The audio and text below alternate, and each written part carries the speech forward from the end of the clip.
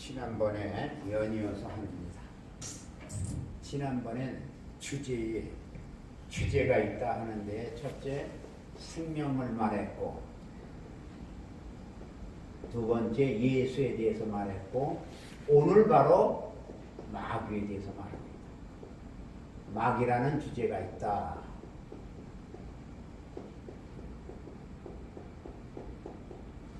자, 마귀라는 주제가 있는데 이 마귀가 어떻게 태어났냐, 태동이 됐냐 이거예요. 이거부터 알아야 돼요. 하나님이 하늘에서 천사장을 세웠는데 루시엘이죠. 루시퍼입니다. 나중에 이게 루시퍼가 된 거예요. 또 미가엘 천사장, 세 번째는 가브리엘 천사장을 세웠어요. 근데 이 천사장 셋 중에서 이는 뭐냐면 음악을 담당했고 얘는 군대야, 군대. 심야. 요거는 메신저 소식 전하는 데예요. 가브리엘이 바로 처녀에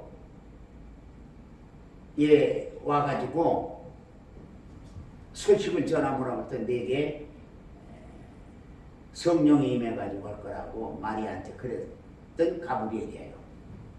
이거는 다니엘서 보면은 기도하고 천사가 소식이 내려오는데 바사군에 의해서 이제 막힘을 받아서 21일 만에 이제 소식이 옵니다. 하여튼 이때 이것이 군대장관으로서 미가엘이 이 당시에 대통령이 됩니다. 어쨌든 이 세 천사장에 의해서 지배를 하고 다스렸어요. 그런데 가장 음악을 담당하던 이 루시엘이 이제 타락을 하는 거야. 배신을 해버려요. 그래서 하늘에서 쫓겨내려옵니다. 그래가지고 루시엘이 쫓겨와가지고 세상을 지배하게 된 거예요. 이때 루시퍼 이게 바로 마귀야. 그래서 이 세상은 사망 권세자 마귀에 의해서 지배가 당하고 있어요. 지금 현재. 근데 이 합법적으로 하나님에 의해 가지고 세상에 마귀는 등장된 거예요. 그러니까 누구도 마귀를 이렇게 저렇게 뭐라고 얘기할 수가 없어. 왜? 하나님 합법적으로 너는 바로 쫓겨내려가면서 이 세상을 지배하고 다스리라고 했어. 그게 합법적인 겁니다. 그러니까 마귀가 합법적으로 됐기 때문에 성경은 바로 이 마귀라는 주제로 모든 것을 일어나가요. 근데 마귀가 무슨 얘기냐? 마귀는 한마디로 말하면 분리자라는 얘기야. 분리자. 하나님과 사람을 분리시켜요. 사람과 사람을 분리하는 겁니다. 그리고 이거는 시험하는 자예요. 시험하는 자. 디아볼로스라고 해가지고 이게 시험하는 자를 말하는 겁니다. 그건 마귀에 잡히면 시험 들어. 목사고 뭐 누구고 하여간 다 시험하는 자예요. 분리하는 겁니다. 그래서 이 분리자가 돼가지고 이게 나누고 시험하는 자가 돼서 시험하게 되고 그리고 하여간 모든 것 위에 이 마귀는 군림을 하는 거예요. 그래서 바로 원수가 되는 거야. 사람과. 그래가지고 야훼 하나님이라고 하죠. 야훼는 구원자라는 얘기예요. 야훼 하나님 구원자. 그리고 구원자와 야훼는요. 구원자라는 얘기와 유일하시다 하는 이 얘기입니다. 예, 똑같은 이 두 가지 의미가 있어요. 그러니까 야훼 하나님 하면은 어느 사람도 야훼 하나님도 있나 이러는데 그건 몰라서 하는 얘기예요. 그분은 구원자요 유일하신 분이라는 얘기가 야훼예요. 야훼 하나님으로서 모든 일어나가는 겁니다. 자, 그런데 이 마귀가 분리자여 시험하는 자이기 때문에 끊임없이 지금 이 세상에서 분리시키는 거예요. 그러니까 모든 것이 다 마귀의 조작에 의해 가지고 우리는 이 신앙생활도 하다가 못하고 이렇게 하는 겁니다. 그래서 이 타락한 천사장을 마귀로 변화시켜 하나님의 아들의 모습으로 오셔서 그 마귀를 직멸하는 거예요. 그러니까 이 마귀에 의해서 이 세상을 바로 지배하지 못하는 것을 아들이 와서 하는데 아들이 오려니까 어떻게 해요? 사람의 모습으로 와야 돼. 그러니까 얘는 하나님의 진짜 말씀이 육신이 되어 왔어. 그래서 육신이 죽으심으로 말미암아 피 흘려 죽으심으로 말미암아 새로워진 거예요. 그래서 지난번에 피 흘림이 없이는 죄를 사하셨다고 히브리서 9장 22절에 말했잖아요. 그러니까 피가 있어야 돼. 피. 아벨로부터 흘린 피가 성경은 어디든지 계시록까지 다 피에 대한 얘기야.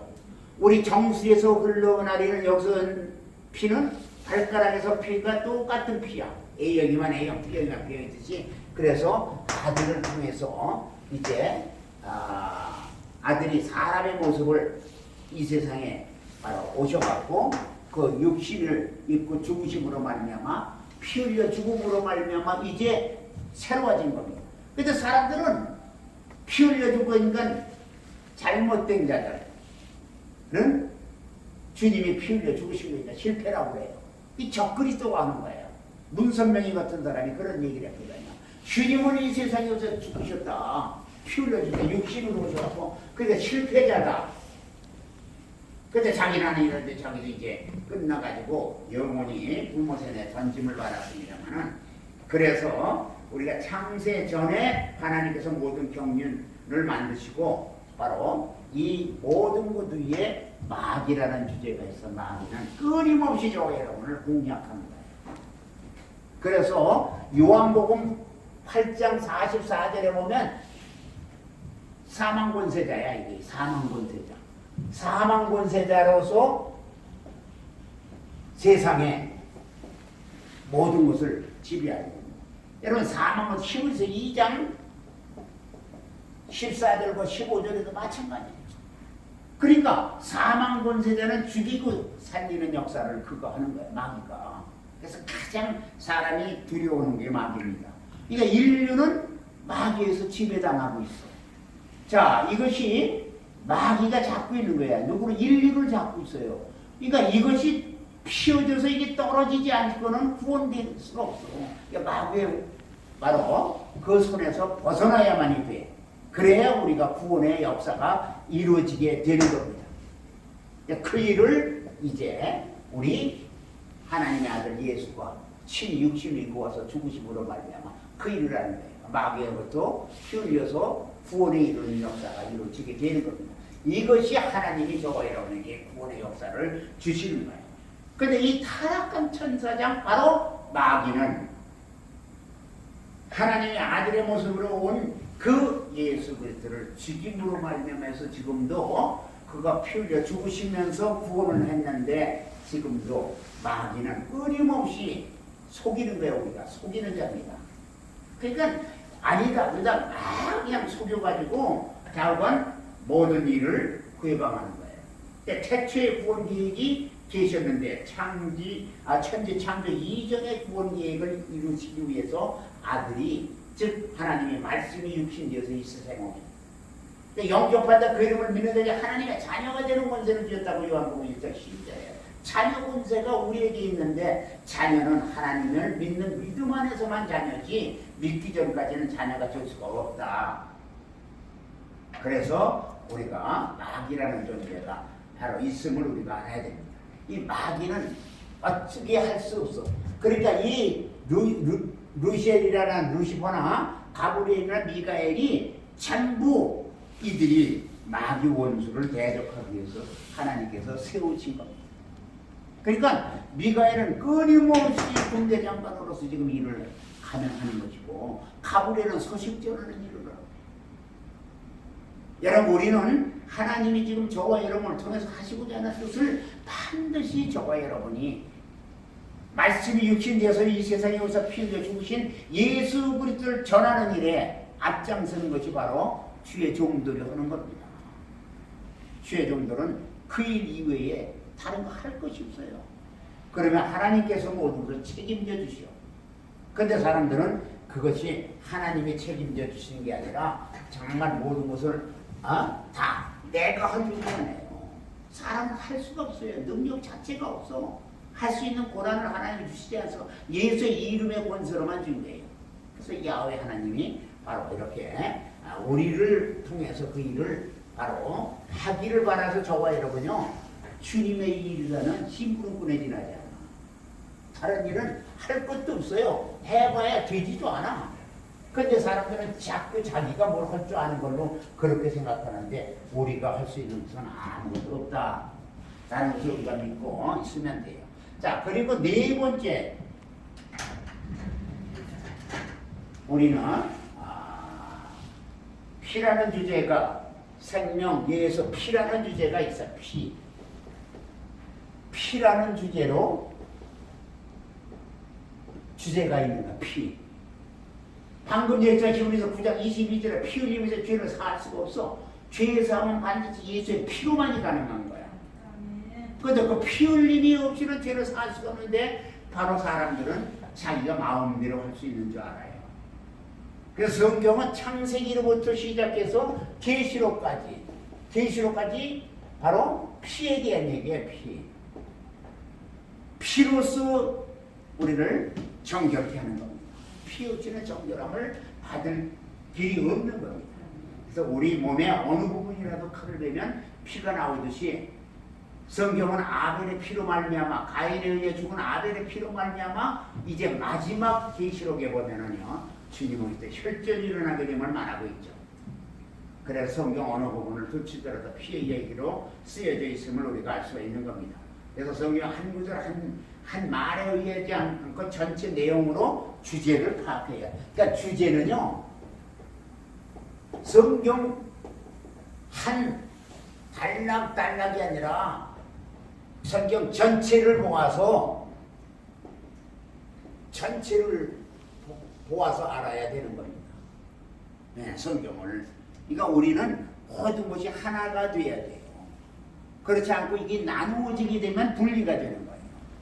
그러니까 모든 것을 이루어져 나갈 수가 없게 되는 겁니다.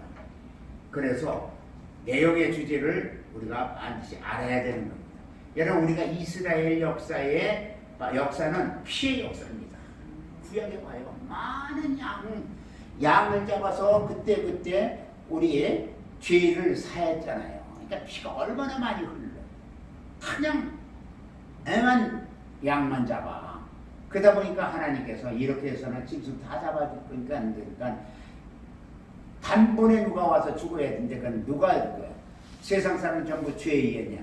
죄의 삭은 사망이야. 근데 사망이야. 모두 죽어야 돼. 그러니까 죄 아닌 사람이 없어. 왜? 먹지 말라고 하는 아담의 선악과를 먹어보면 우리의 죄인이 있어. 그러니까 죄의 삭은 사망이니까 사망, 죽을 수밖에 없는 인류 앞에 하나님께서 이제 바로 죄 없는 이가 누구냐? 하나님 자신이 죄가 없어. 다 인류가 죄 있습니다. 그러니까 당신이 말씀이 육신이 되어서 이 세상에 오셨어. 아들로 오신 거예요. 그러니까 아들이 와서 육신을 입고 오셔서 죽으심으로 말미암아 모든 죄를 사는 겁니다. 그러니까 예수 안에서만 우리는 죄를 사함받지 예수 바깥에서는 아무것도 사함받을 길이 없어요. 그래서 피의 역사라는 겁니다. 욥기서는 말해요. 한마디로 말하면 정말 이스라엘 백성들의 역사를 말하고 있는 거예요. 참아 전성시대가 있었어요. 그럼 몰락시대가 있고 다시 전성시대가 있습니다.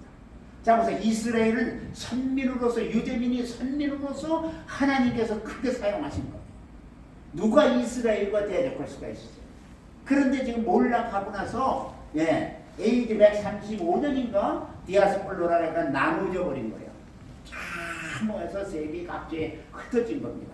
그러더니 그렇게 비난받고 조소받고다가 1948년에 지금 판에서 거기에 자그마하게 아마 우리나라로 말하면은 아마 강원도 땅이나 정도 된 데에 나라가 세워진 거죠. 근데 그 전에 1947년에 유엔에서 결의해서 나라를 세워라. 그러면서 했는데 이제 팔레스타인도 똑같이 승인을 해줬는데 이스라엘은 유대민족들은 나라 자체는 팔레스타인에 그렇게 세우지 않았던 겁니다. 근데 지금도 그렇게 그들은 그냥 왔다 갔다 하면서 짐꾼이 돼버리고 많아요. 근데 이스라엘은 지금 정착해가지고 뭐 중동에서 아무리 뭐라 하더라도 자기들끼리 지금 그 나라를 지키는데 지금 아마 한 300만 되는지 모르겠어요. 그러니까 그렇게 해서 지키는 겁니다. 이스라엘이 몰랐게 해서 다시 언제 전성기가 올렸는지는 아무도 몰라. 그건 하나님이 하시는 일이에요. 반드시 저는 그렇게 해요. 전성기가 와서 무언가가 새로워진 계기가 마련되지 않겠는가 그렇게 보고 있는 겁니다. 그래서 성경에는 여러 가지 하나님의 말씀이라고 할 때 성경에 기록되어 있는 말씀이 전부 하나님의 계시한 말씀이냐 이렇게 반문을 할 때는 그것만은 안 해요. 성경에는 무슨 마귀가 한 말도 있어요. 불신자들이 한 말도 있어요. 전부 여러 종류의 사람들이 말을 했고 이 말 저 말이 다 기록이 돼 있어. 귀신이 한 소리도 있고. 근데 사람들은 다 성경이야. 성경이란 하나님의 말씀이라는 얘기를 기록했다고 하는데 하나님의 말씀이냐? 그러면 왜 하나님의 말씀으로 보느냐? 디모데후서 3장 16, 17절이면 이것은 성령의 감동된 자에 의해서 기록이 됐다 해서 성경은 하나님의 말씀이라고 그러거든요. 그러니까 성경은 저자가 하나님이고 이게 하나님이에요. 기자가 각각 다 달라. 기자는 전부 다른 거예요. 기록한 사람들은 마태, 마가, 누가 하여간 성경마다 기자가 달라.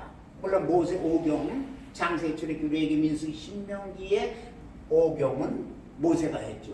이렇게 기자가 다르다는 거예요. 근데 이가 기자마다 다 달라도 성령에 감동된 자에 의해서 기록이 됐다 하는 것이 성경의 가치입니다. 우리는 성경을 보면은 이게가 뭐 마귀가 한 얘기인데 왜 이게 성경이 하나님의 말씀이라고 하느냐 그런 얘기 저런 얘기 많이 주고 와요. 그러나 성령에 감동된 자에 의해서 기록이 되었다는 것이 대단히 중요한 거예요. 그것을 우리가 믿고 사는 거예요. 그래가지고 디모데후서 3장 16, 17절에 그렇게 돼요. 성경에 기록된 어떤 사건을 말하고 있는 겁니다. 절대 사건이 아니고 달라 한 말, 한 귀절에 의해서 우리가 모든 것을 이루어나간다면 그것은 아무것도 아닌 것이 되어버립니다.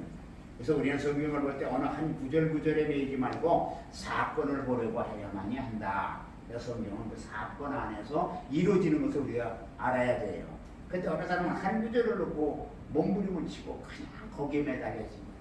앞뒤 전부 잘라놓고 그렇게 하는 경우가 있는데 그것은 대단히 위험한 겁니다. 그래서 피해가는 원리가 있는데 그 원리를 바로 히브리서 9장 22절에 피 흘리면서는 죄를 살 수가 없다는 것이 바로 그 원리가 되는 겁니다. 그리고 믿음은 들으면서 나고 들으면 그리스도의 말씀으로 말미암는다는 믿음의 한 원리가 있어요. 그러니까 성경을 보면 그런 것에 의해 가지고 우리는 믿음 생활도 하는 것이고 바로 주님을 믿는 믿음 안에서 모든 이루어 나가기도 하는 겁니다. 요한복음 1장 14절에 말씀이 육신이 되어 오셨다. 이는 피 흘리러 오셨다는 겁니다. 자, 피 흘리러 오셨기 때문에 피 흘리러 오셨다 하면 죽으러 오셨다는 얘기예요. 그럼 피를 흘리면 죽어요. 지금도 피를 많이 흘리면 3분의 1까지만 흘리면은 사람은 죽게 돼 있어요. 모든 것이 다 3분의 1이 떨어져 나가면은 다 죽는 겁니다. 그래가지고 죽으러 오셨다 하는 얘기고 레위기 17장 11절에도 지난번에도 말씀드린 레위기 주인이라는 이름으로 하나님이 역사하셨지 물질이 주인이 된 건 아니에요. 마태복음 24절에 하나님 두 주인을 섬기지 않는다고 하거든요. 물질도 바로 주인의 정서를 얼마든지 해요. 특히 이번에는 이 시대는 바로 너무나 그런 겁니다. 너희는 두 주인을 바로 섬길 수가 없다. 마태복음 6장 24절에 그러는 겁니다. 두 주인을 우리는 섬길 수 있어요. 그러니까 예수 아니면 물질만 세상이나 세상으로 그렇게 해야 돼요. 그러니까 우리가 예수냐 세상이냐, 죽음이냐 영생이냐 딱 갈라지는 거예요. 이 세상은 반드시 갈라지게 돼 있어요. 그러니까 그렇게 되어 있는 세상을 누가 뭐라고 할 수가 없다 하는 겁니다. 그러니까 우리는 끊임없는 바로 하나님의 관심 오직 예수의 피에 있음을 믿으시고, 하나님께서는 히브리서 10장 19절과 20절에 그렇게 말합니다. 히브리서 10장 19절과 20절이죠. 19절과 20절에 보면 하나님의 아들을 받고 언약의 피를 부정하고 성령을 욕되게 한 자가 받을 얼마나 중하겠느냐. 그렇게 하면 너희는 생각하라 하면서 말씀하고 있는 겁니다. 이런 하나님의 아들을 부정하는 누구도 하나님의 아들을 부정하고 살 자가 아무도 없는 거예요.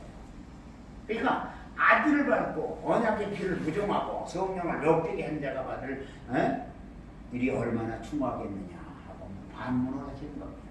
여러분 히브리서 10장 29절도 한번 보면은 히브리서 10장 29절로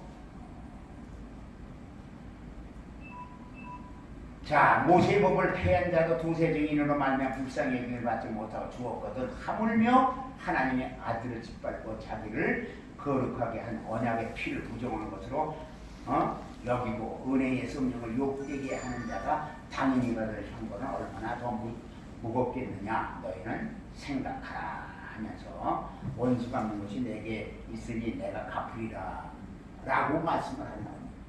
여러분 예수의 피를 부정하는 게 얼마나 무서운가. 하나님의 아들 예수를 이를 밟는 겁니다. 부정하는 거예요 전부. 그러니까 우리는 끊임없이 바로 그리고 언약의 피를 부정할 뿐만 아니라 성령을 은혜의 성령을 욕되게 하는 자가 받을 그 형벌이 얼마나 중하겠느냐. 여러분 그러니까 우리는 절대로 성령을 욕되게 해서도 안 되고 언약의 피를 부정해서도 안 되고 하나님의 아들을 예수를 짓밟은 일은 더더욱 하지 말아야 돼요. 어떤 경우라도 그거는 막아야 돼요. 그런데 사람들은 거침없이 예수를 그냥 이상하게 말하고 하지 않는가, 아니면 그냥 예수의 피를 말해요. 어떤 이루 말할 수 없는 게 비천한 것으로 생각을 합니다. 세상은 그렇게 본다 할지라도 예수 믿는 저와 여러분은 그렇게 봐서도 안 되고 안 될 뿐만 아니라 바로 예수가 얼마나 귀하신 분인가를 우리 증거하는 데 일을 담당해야 돼요. 예수를 증거하지 못하면요 예수 믿는다고 할 수가 없어요. 어찌 예수를 증거하면 하지 못하면서 예수 믿는다고 감히 얘기하겠느냐. 근데 오늘날 그게 너무 많아. 정말 너무 많아요. 교회마다 그래요. 교회가 지금요 너무나도 예수에 대해서 매몰되어야 되는데 그렇지 않아요. 우리는 누가 뭐라 하더라도 전할 것은 바로 예수밖에 없어요. 오직 예수만 전하면 돼요. 다른 거야 뭐 누가 뭐라 한들 그거 다 이 세상에 아무리 부귀영화 권명을 누리고 예수의 이름을 팔아가지고 무슨 일을 했다 할지라도 마지막에 주님 앞에 섰을 때는 전혀 다른 거예요. 너 뭐하다 왔느냐? 그럴 때 뭐하다 왔다 우리가 없어. 내가 예수를 증거하다가 왔노라는 확증이 되기 전에는 어떻게 그 앞에서 감히 거짓말을 해요. 그래서 저는 그래서 이 성경을 보다 보니까 찢었어요. 그래서 아카데미나 이렇게 해가지고 지금 계속 오고 있습니다만 부족한 거는 많죠. 그러나 부족한 모습 그대로 내가 알고 있는 바를 전하는 거예요. 그러니까 누가 뭐라 하더라도 저는 그거에 대해서 연연하지 않아요. 왜? 내가 부족하면 부족한 대로, 넉넉하면 넉넉한 대로 그대로 전해주는 것뿐이지 다른 것이 없습니다. 그래서 그거 전하다가 주님 오라고 하면 갔는데 이거는 저뿐이 아니라 여러분들 똑같은 겁니다. 자, 그 다음에 5번째 안식이라는 주제에서 안식일. 이 주제만 잘 알면요, 우리가 성경을 거의가 다 알 수가 있어요. 안식이라는 주제는 바로 하나님의 환경을 말하는 게 안식은. 근데 이 세상에서는 안식이 없어요. 쉼이 없는 거야. 이 세상은 일토기 때문에 일만 해야 돼. 그러니까 하나님 앞에 가야만이 안식이야. 정당한 것은 그때 가야 되는 거야. 그러니까 우리가 하나님 집에 갈 때 안식 얻는 거지, 세상은 전혀 안식이 없어. 일터야. 일만 해야 돼. 열심히. 그래서 안식일의 주인은 마가복음 2장 28절에도 안식일의 주는 예수 그리스도라. 그렇게 해서 안식일의 주인이 예수님을 말하고 있죠. 자, 그러면 하나님이 첫째 날서부터 6일 동안은 다 천지를 창조했습니다. 첫째 날 빛이 있으라니까 빛이 있었어요. 창세기 1장 바로 3절부터 5절. 둘째 날에는 궁창 하늘을 만들었어. 그런데 우리가 거기서 보면 알아요. 궁창 하늘을 만들어 놓고, 이 세상 궁창 하늘을 만들어 놓고는 좋았다는 말이 없어요. 다 좋았다고 해요. 둘째 날은. 왜? 이 세상 모든 것이 다 우주고 만들어서 마귀가 와서 해서 지배당할 건데, 여기 있는 인류가 뭐가 좋아? 좋은 것이 좋았다는 얘기가 없어요. 근데 이런 것도 얘기하면 몰라. 성경을 보면은 알아. 성경에는 그렇게 돼 있는데, 창세기 1장에. 그러니까 빛이 있으니까 아우 보기에 좋았더라 다 했는데, 둘째 날만 그게 없어. 셋째 날에는 과목이나 나무나 채소 같은 거 창세기 1장 9절 이하에 말이야. 참 만들어 놓고, 넷째 날은 1월 성신 바로 만들고, 다섯째 날 새와 생물과, 여섯째 날 마지막에 인간을 만들고, 7째 되는 날 안식을 했는데 쉬셨어요. 그러면서 바로 인간에게 마지막 날 다 적어가면서 창세기 1장 28절이요. 보면 지배하고 다스리라.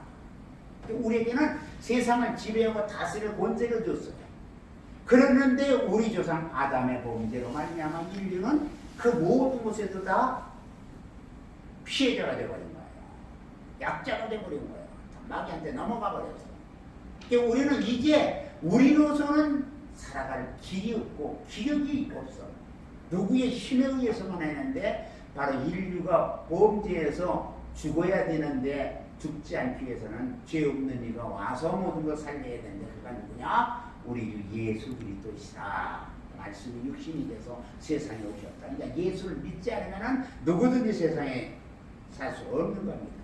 그렇게 1일서부터 6일까지 계속 일을 하시고, 안식이 없이 계속 일하고, 마지막 날 6일째 되는 날 마지막에 사람을 만들고 지배하라고 했는데, 지배해야 할 인간이 범죄함으로 말미암아, 조상의 범죄로 말미암아 이를 지배하는 게 아니라 이게 지배당하는 죄가 되어버린 겁니다. 그래서 우리는 지배할 수 있는 권세를 얻어야 되는데, 그거는 바로 예수 안에서만이 가능한 거예요. 그래서 영접한 자 그 이름을 믿는 자에 하나님의 자녀가 되는 권세가 있다 하는 겁니다. 우리가 여기서 권세와 권능이 있어요. 이거는 권능은 능력입니다. 근데 이거는 하나님과 같은 그 권리를 말해요. 하나님의 권리의 권리. 그러니까 권세는, 자, 저게 50톤짜리 100톤짜리 추력이 막 옵니다. 속도 위반을 하면서. 근데 여기 불과 160밖에 안 되는 경찰관이 호각을 딱 불어요. 손가락질하면서 딱 하니까 그 육중은 추력이 딱 서버리는. 자,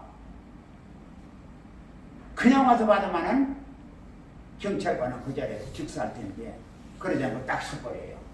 여기서 능력은 그 자동차가 능력이 있는 거예요. 팍 따르는 추로.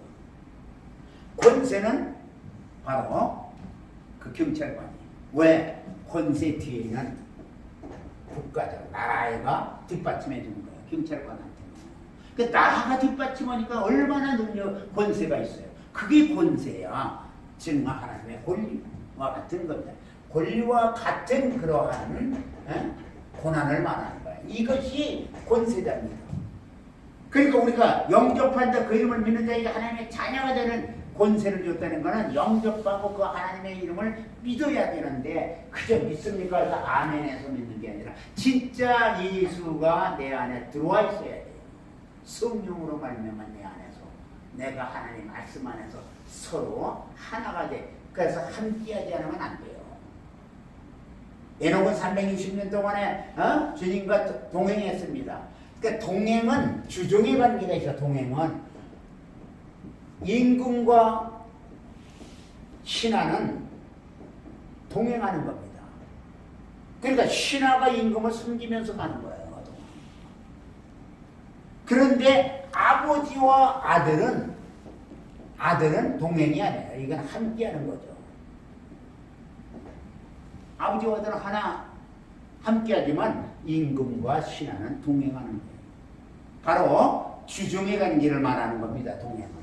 그러나 이거는 하나 되는 얘기를 말하고 있는 거예요. 그러니까 지금 이 시대는 성령으로 말면 내 안에서 함께하잖아요. 성령이 오셔서 동행한다는 얘기를 안 해요. 성령이 만나 하나, 성령이 내 안에 내가 말씀 안에서 하나가 되는 거, 함께하는 겁니다. 근데 사람들은요, 지금 성령이 내 안에 와서 역사를 하시는 건지, 아니면 지금 뭘 어떻게 하는 건지 몰라. 알려고도 안 해. 그러니까 문제가 더 심각해지는 겁니다. 언제든지 하나님은 성령을 통해서 저와 여러분과 함께 한다는 사실을 믿으면 정말 우리는요, 대담해질 수가 있어요. 그런데 함께가 아니라 그냥 동행하는 줄 알아요. 그러니까 그냥 주님은 주님대로 따로, 우리는 우리대로, 믿음은 믿음대로 따릅니다. 여러분, 믿음, 이거 믿습니까? 아멘하고 믿는다고만 얘기하면 다 되는 건 줄 아는데 안 해요. 우리가 믿는 믿음은 하나님이 보장되어 있는 믿음이어야 되는데 보장되어 있지 않은 믿음은 믿음이라고 말은 하려는지 몰라도 실질적으로 역사가 없는 겁니다. 그래서 천지창조는 안식을 되찾기 위한 것으로서 성경 전체는 안식일의 이야기이며 안식일을 추구하고 사모하는 과정으로 해서 나가고 있는데 안식을 찾아가는 이야기가 바로 이 안식일의 주제가 되는 겁니다. 그러니까 하나님을 찾아가는 거예요. 그래서 바리새인들과 주님과의 싸움은 맨날 안식일에 다투는 거예요. 그 지금 안식일은 그들은 육신의 안식을 말한 거예요. 안식일에는 전혀 달걀 하나를 주고서 여기가 땀이 나지 않을 정도가 되는데 그 정도로 하고선 다녀야 됩니다. 안식일에는 아무것도 못하는 거야. 이거는요 율법적 개념에서 그러는 거죠. 지금 안식을 지킨다고 해서 그렇게 하는 사람들도 있는지 몰라도 그것은 지금 성경을 잘 모르고 하는 거예요. 안식일의 주인은 마가복음 2장 28절에는 나다, 예수다. 그 예수가 언제 그랬느냐. 그러니까 바리새인들은 안식일날 뭘 고치고 그냥 이렇게 하면은 난리를 핀 겁니다. 왜 안식일날 그렇게 하느냐고. 그 예수님께서는 야, 주인이 나다. 왜 그러냐고 하면서 만약에 안식일에 심승이 빠져서 죽게 되는데 그냥 놔둬갔느냐? 야, 그러면서 반문을 하는 겁니다. 매일 부딪혔어. 오늘도 그런 경우가 너무 많아요. 그래서 하나님이 7째 날에 복을 주시고 거룩하게 하시고 우리는 제7일에 속한 사람으로 쉬게 하신 겁니다. 안식은 이 세상에 없고 마지막 주님 앞에 가야만이 참된 안식이 있어요. 그날 쉬는 겁니다. 그거 그때만이 쉼터야. 지금은 일터고. 여러분, 그래서 우리의 소망은 우주 안이 아니라 우주 밖, 바로 하나님의 하늘, 즉 하나님의 안식. 본질적으로 우리는 이 우주와는 관계가 없는 겁니다. 그런데 우주 안에서 모든 걸 이루고 몸부림을 쳐요. 여러분, 물질적 소망으로 전도하는 건 위험한 겁니다. 왜? 물질 보고 우리 믿음의 선진들이 예수를 열심히 믿었지만 그 결과는 무엇이냐? 죽음이었어요. 그러니까 그들은 모두 물질적 소망을 바로 버렸기 때문에 순교할 수도 있습니다. 여러분, 물질은 하나님의 뜻에 합당한 때 하나님이 관심 가지시는 겁니다.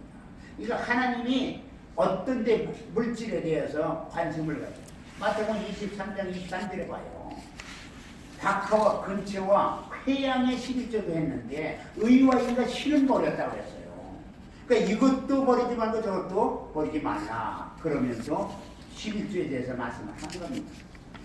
최소의 박하와 근처와 바로 이런 최소의 11조까지 하는 사람들이 바로 의와 인과 신을 버린다는, 의를 버리고 믿음을 버리고 신을 버린 거예요.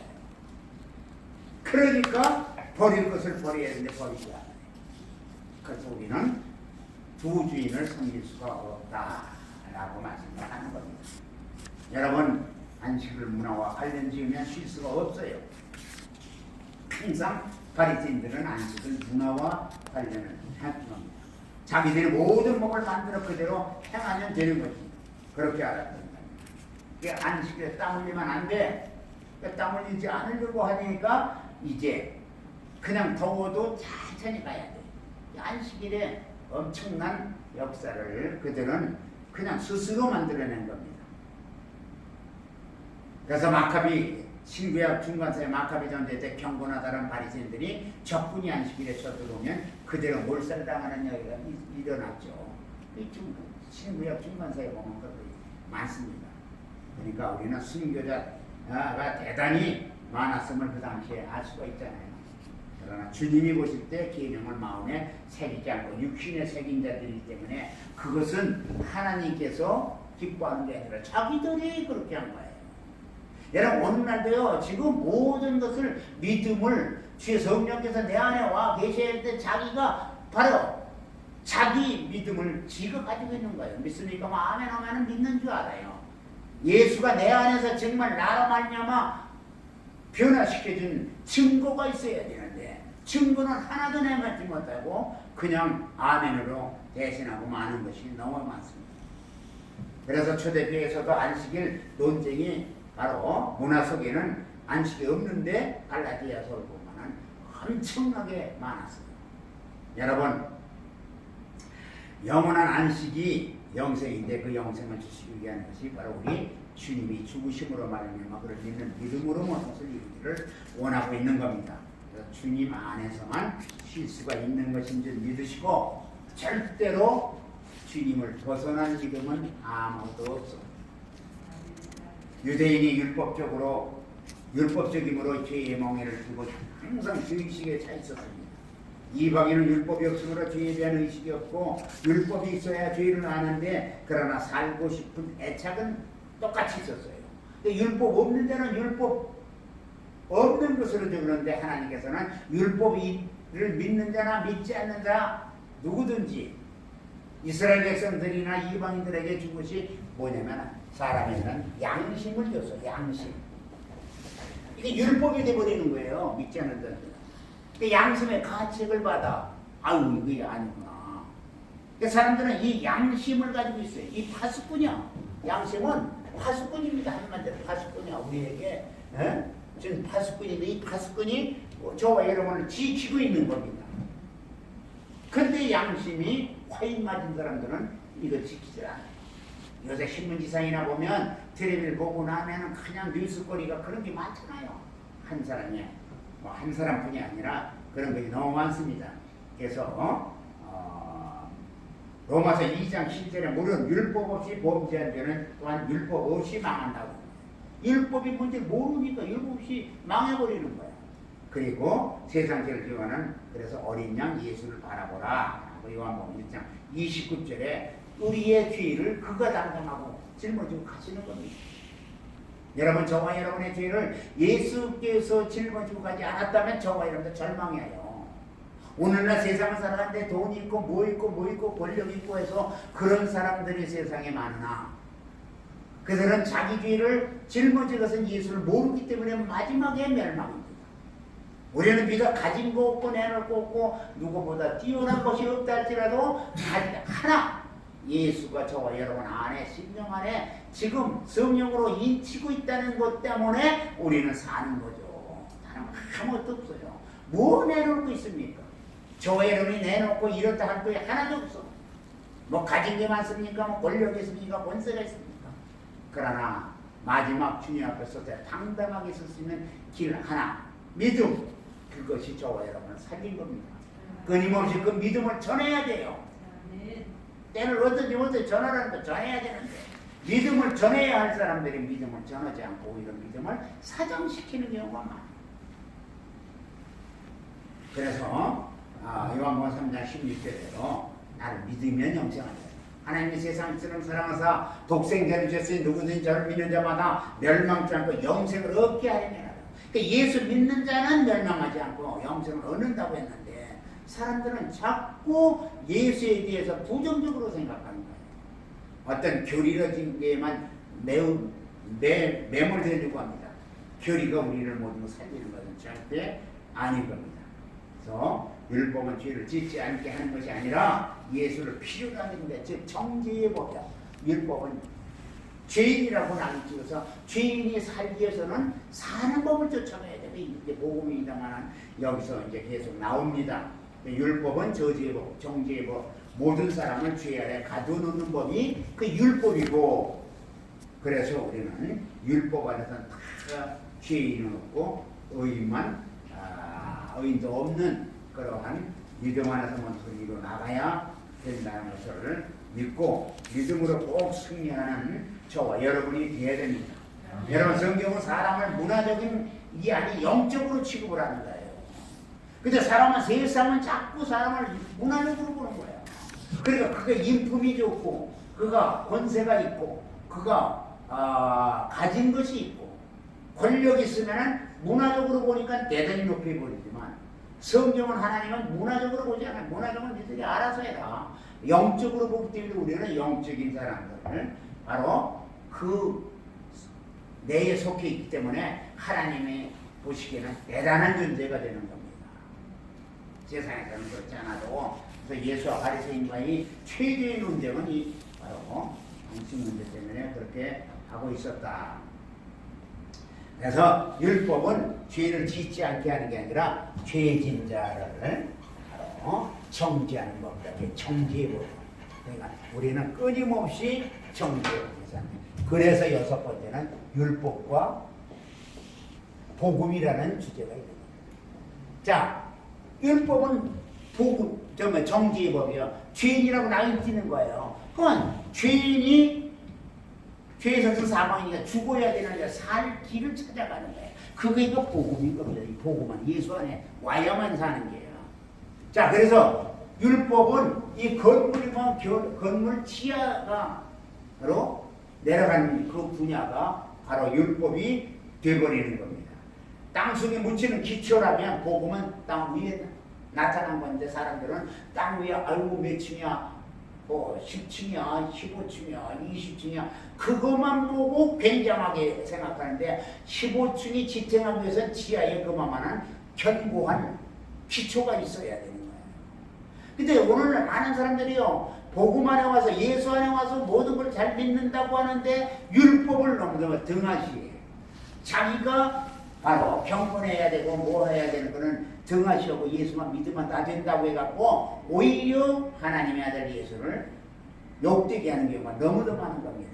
우리는 무슨 경우가 있어도 예수를 욕되게 하는 일하면 절대 안 되는 겁니다. 우뚝 선 선물, 건물만 대단한 게 아니라 금이댁을 바치고 있는 바로 그 기둥돌, 그것이 더 중요한 겁니다. 기초가 없이 건물이 세워질 수 없는 것 같이 율법 없이는 복음이 성립할 수가 없어요. 그러니까 우리는 끊임없이 율법이 인간의 뼈와 살이라면 복음은 인간의 바로 생명과 같은 겁니다. 생명이 없으면 뼈와 살은 흙일 뿐이고, 바로 뼈와 살이 없으면, 바로 인간의 뼈와 살이 없으면 사람은 생명을 유지하지 못합니다. 그러니까 이게 같이 가야 되는 거예요. 그래서 율법이 인간의 율법과 복음의 유기적인 관계가 계속 이루어지는 겁니다. 선순환하는 거예요.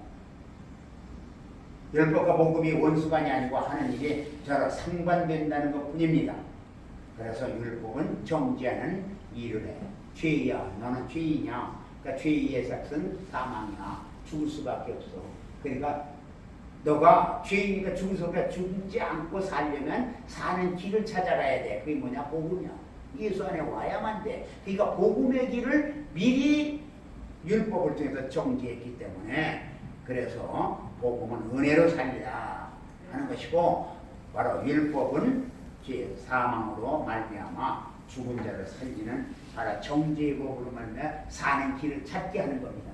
그러니까 우리는요 복음 안에 온 사람들 즉 예수 안에 온 사람들은요 경건해야 돼도 아주 일거수일투족이 절대 놓쳐서는 안 되는 겁니다. 그런데 제멋대로 살아요. 저 자신도 어떤 때 부끄러움이 많습니다만 어쨌든 율법과 복음의 관계는 실질적인 사고방식으로 이해해야 되는 거예요.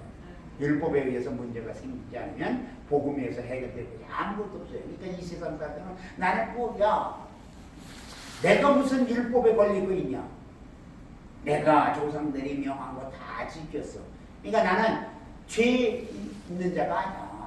뭐 사람이 태어날 때부터 죄 중에 태어나서 죄 중에 잉태해서 죄 중에 태어났다고 그렇게 하는데 나는 그거는 아무 상관없어. 그래요 거룩하다고 해갖고 그냥 살아나가는데 그거는 마지막에 바로 죄인임을 알게 될 때는 늦었죠. 우리는 미리 알고 하나님이 불러주시고 찾아와서 오래간 암개야 너 이리 와라 하갖고 불러주셨기에 이제 우리는 사는 겁니다. 율법은 죄를 가져왔고 절망을 가져왔고 불가능을 가져왔지만 누구를 보아도 죄인으로 보고 있는 겁니다. 그러니까 다 절망 가운데 율법 앞에서 다 절망이지만 그러나 복음에는 생명이 있어요. 속죄가 있어요. 구원이 있어요. 그래서 죽을 일을 해서 죽을 수밖에 없는 인간이지만 조상의 잘못으로 말미암아 그렇게 됐다지만 이게 사는 일을 하나님이 은혜로 즉 복음으로 만들어 놓았으니 복음 안에만 사는 겁니다. 그래서 율법은 천사가 전해준 것이라고 바로 갈라디아 3장 19절이에요. 율법은 천사가 보내준 거지만 그러나 복음은 예수 그리스도로 말미암았다. 그러니까 예수에 의해서만이 바로 이루어지고 있는 겁니다. 천사가 아무리 초월적 존재를 할지라도 그리스도인은 수종되는 거야. 히브리서 1장 14절에 보면 예수 그리스도를 자녀된 저와 여러분을 수종들라고 그랬거든요. 나는 너희를 수종드는 자로 보낸 거지 주인으로 안 보냈다 하는 겁니다. 그러니까 수종드는 바로 천사기 때문에 수종들라고 명령하면 수종을 들어요. 그러니까 나사렛 예수 이름으로 명하니 천군 천사라 나를 수종들라. 그러면 수종이 드는 겁니다. 그러니까 우리는 그거를 부려먹을 줄 알아요. 내게 맡겨준, 내게 붙여준 천사를, 심부름꾼을, 그 심부름을 못 시킨다면 얼마나 불쌍합니까? 불행한 거예요. 그래서 천사 하나님 영원히 아버지를 할 수가 없고, 율법은 바로 이와 같이 천사가 전해준 법이기 때문에 이를 종의 영을 받았다 하고, 복음은 아들이 보내준 것은 아버지를 아버지라 해요. 그러니까 종의 영이 아니라 아들의 영을 받은 거예요. 그건 율법으로는 종의 영을 받아서 이제 하나님으로 말미암아 율법이 천사가 전해진 법이기 때문에 죽을 수밖에 없지만 복음은 양자의 영이라고 해서 죽는 일이 아니에요. 그래서 너희는 다시 무서워하는 종의 영을 받지 아니하고 양자의 영을 받았으므로 하나님을 아버지라 그렇게 부를 수가 있다고 말씀하고 있는 겁니다. 로마서 8장 15절에 말씀을 하죠. 성경은 말씀합니다. 양자의 영을 아들의 영이라. 복음은 주님의 말씀과 주님의 생애를 말하고 즉 주님이 직접 전해주신 말씀과 그 생애가 바로 복음이라 이렇게 말하고 있는 겁니다.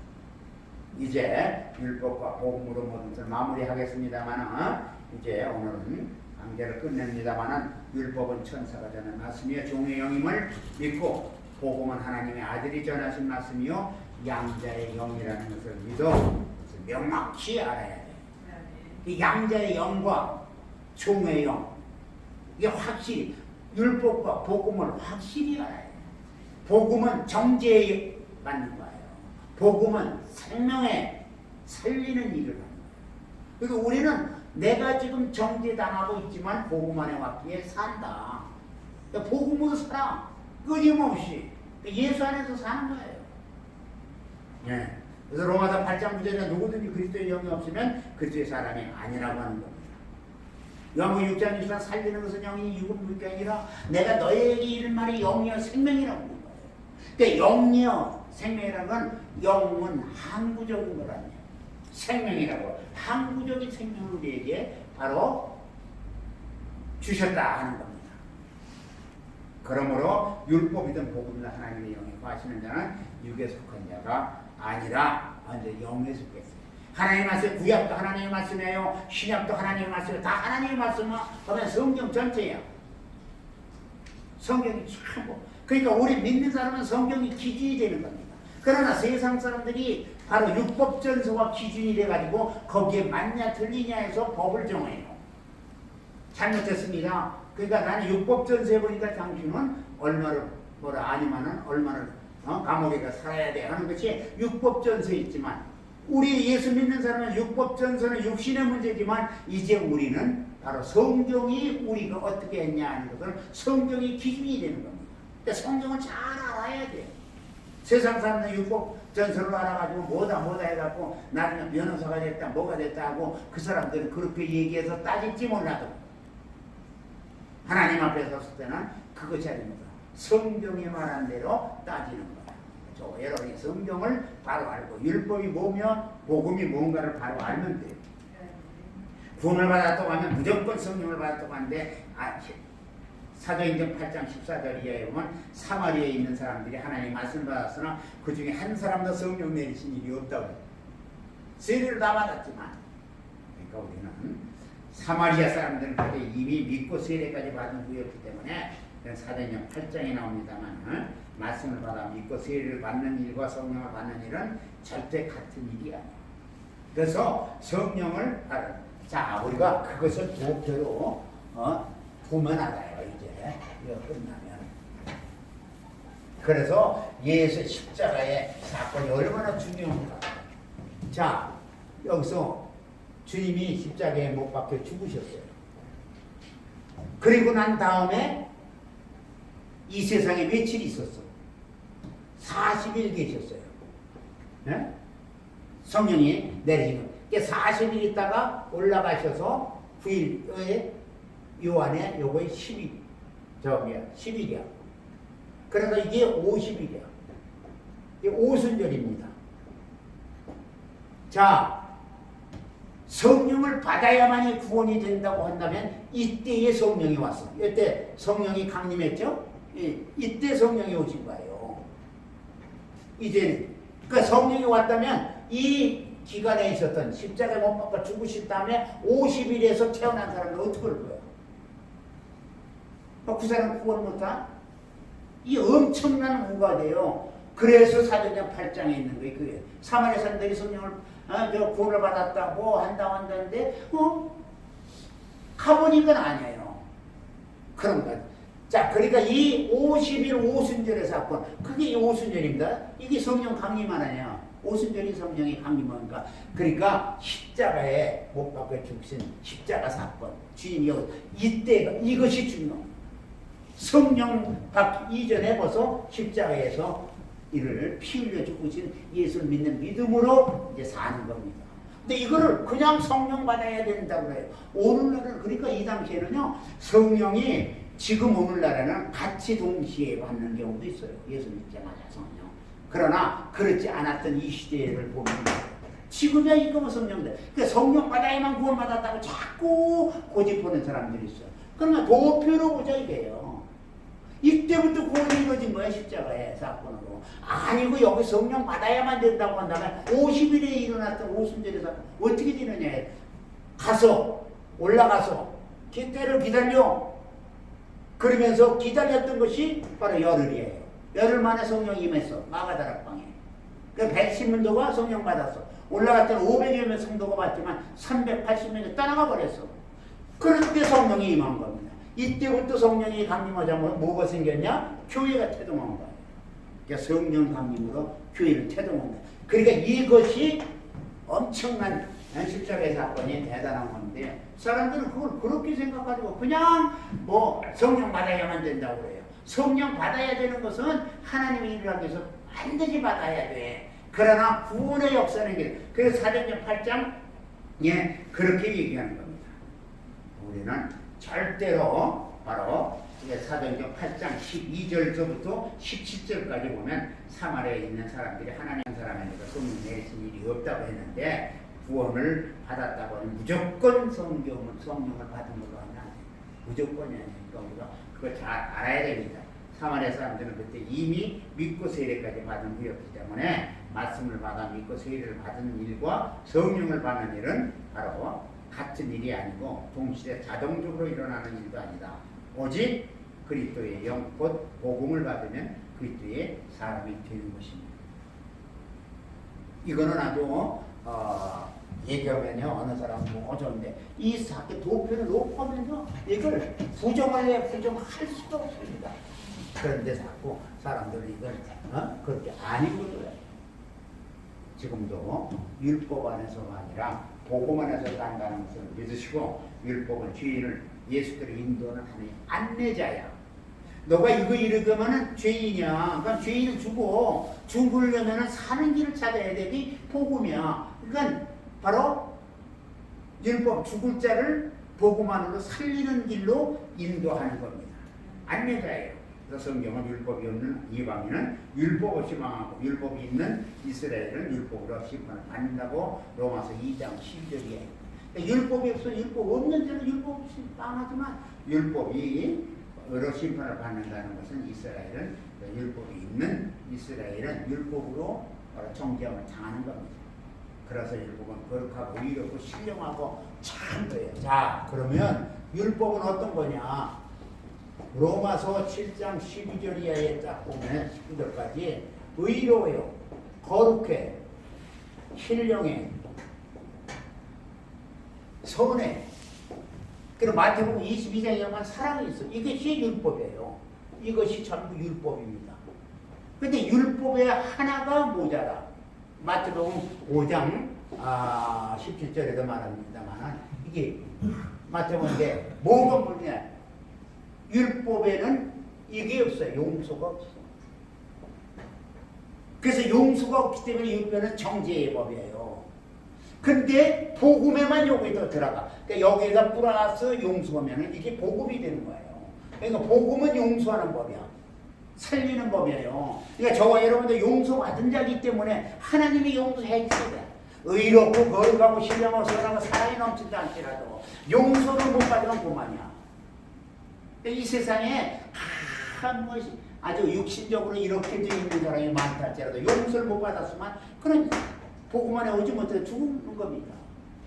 그러니까 내가 율법이나 선지자를 피하려온 것이 아니라 완전 깨알아 왔다고 마태복음 5장 17절에 말해요. 완전 깨알아 왔다는 것은 바로 용서로 완전해지게 하나 왔다라고 하는 겁니다. 그래서 용서받은 자고 용서해야 된다는 것을 꼭 믿으시고 저와 여러분은 정말 십자가에 못 박혀 죽음으로 용서하셨다는 그 주님의 용서의 법을 믿고 믿음으로 승리하고 절대로 어떤 경우나 하더라도 우리는 율법이나 선지를 피하러 온 자가 난 완전 피하라서 부족한 거 있어요. 완전하다 깨달아 왔다는 건 부족하다 것이 있다는 겁니다. 부족한 게 뭐냐? 바로 용서를 더하는 것이 더하지 못한 것이 부족해. 그래서 용서라고 합니다. 바로 저와 여러분 용서받은 자이기 때문에 승리하는 삶을 꼭 사셔야 되고 그렇게 되기를 주님의 이름으로 축원을 드립니다. 네, 오늘 여기까지 강의합니다.